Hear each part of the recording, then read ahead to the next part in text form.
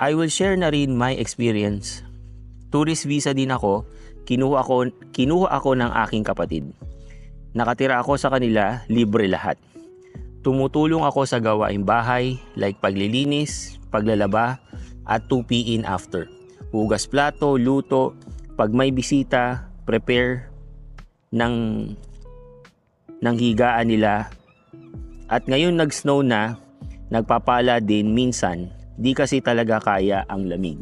Sila lahat ang gumastos nung papunta ko dito, plus nag-ayos ng papers ko. Binibigyan din ako minsan kung maganda mood, mga $75 to $100 at iniipon ko po yun. And I am very thankful for that. Only thing is that lahat naman ginagawa ko. Pero kahit na naglilinis ako, may reklamo pa din. Keso ganito, ganyan, tapos lahat ng nasisirang gamit o gastos.